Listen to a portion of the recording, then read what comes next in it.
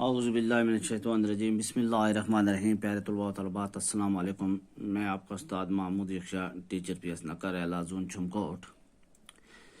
تو پیارے بچوں، کلاس 4 میں آج اردو پڑھیں گے۔ تو پہلے بچوں آپ اپنی کتاب نکالیں اور صفحہ نمبر 67 نکالیں۔ یہ سبق ہم پچھلے 2 دن سے پڑھ رہے ہیں۔ اسی کا آج ہم پیرا نمبر 3 پڑھیں گے، یعنی کہ پیراگراف نمبر 3 پڑھیں گے، خوشبو سے آگے۔ تو اس سے پہلے ہم نے یہاں تک ختم کل پڑھا تھا، تو اس سے آگے ہم آج پھر سٹارٹ کریں گے۔ تو ہمارا یہ آج کا آخری پیراگراف ہے، پیراگراف نمبر 3۔ تو آپ اپنی کتاب پہ سبق پہ اپنی انگلی رکھیں اور شروع کریں۔ خوشبو۔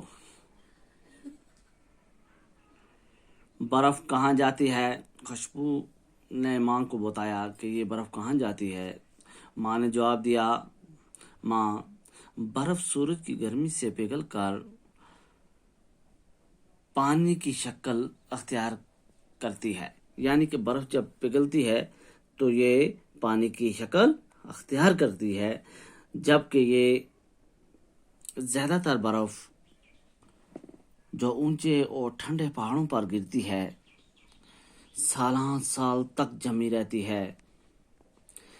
اس طرح گلیشر وجود میں آتے ہیں۔ یہ گلیشر آہستہ آہستہ پگھلتے رہتے ہیں اور ان کا پانی ندی نالوں اور دریاؤں میں پانی کی سطح قائم رکھتا ہے۔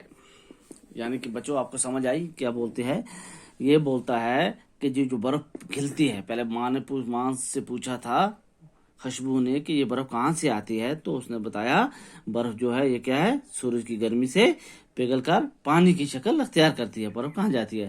تو جو برف جو ہے جو پگھل کر پانی بن جاتا ہے، اور یہ برف سالہ سال جمی رہتی ہے۔ کہاں پر؟ پہاڑوں، اونچے اونچے پہاڑوں پر۔ اس طرح یہ گلیشر وجود میں آتے ہیں۔ گلیشر کیا ہوتا ہے؟ پہاڑ، برف کے بڑے بڑے پہاڑ ہوتے ہیں جو سالہ سال جمے رہتے ہیں، اور یہ گلیشر آہستہ آہستہ پگھلتے ہیں۔ یعنی کہ تھوڑی تھوڑی سورج کی گرمی کی وجہ سے، تھوڑی تھوڑی گرمی تپش کی وجہ سے درجہ حرارت جب بڑھتا ہے، یہ ذرا تھوڑا تھوڑا پگھلتے ہیں۔ اور یہ پگھلنے سے کیا فائدہ ہوتا ہے؟ انہی کی وجہ سے ہمارے ندی نالوں اور دریاؤں میں پانی کی سطح قائم رہتی ہے۔ یعنی کہ پانی جو ہے وہ بالکل نیچے تک نہیں ختم ہو جاتا۔ یہ ہمارے جب دیکھتے ہیں نا آپ، زیادہ گرمی ہو جاتی ہے تو ہمارے دریا سوکھنے شروع ہو جاتے ہیں۔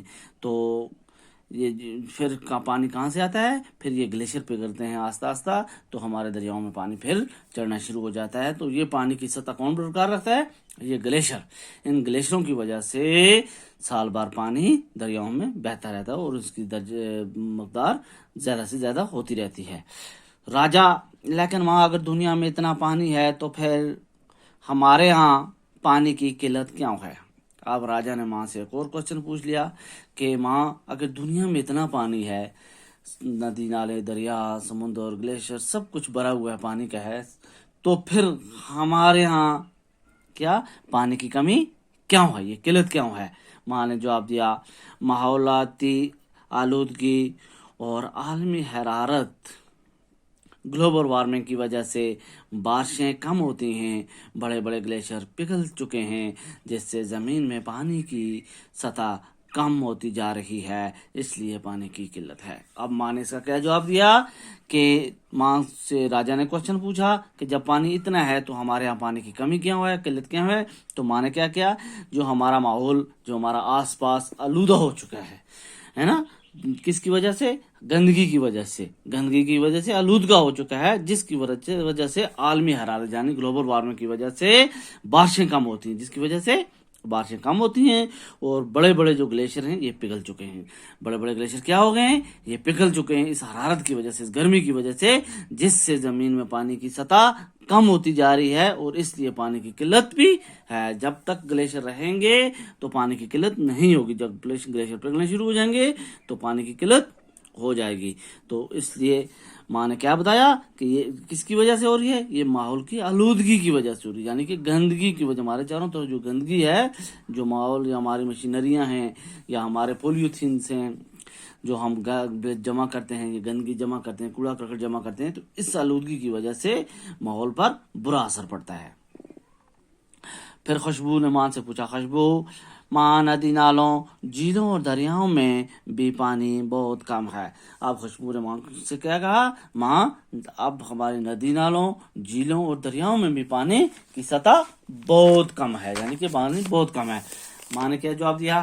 ماں پانی تو ہے لیکن اب آلودگی کی وجہ سے استعمال کے قابل نہیں رہا۔ اب ماں نے کیا کہا کہ پانی تو ہے ہمارے سمندروں میں لیکن گندا ہونے کی وجہ سے یہ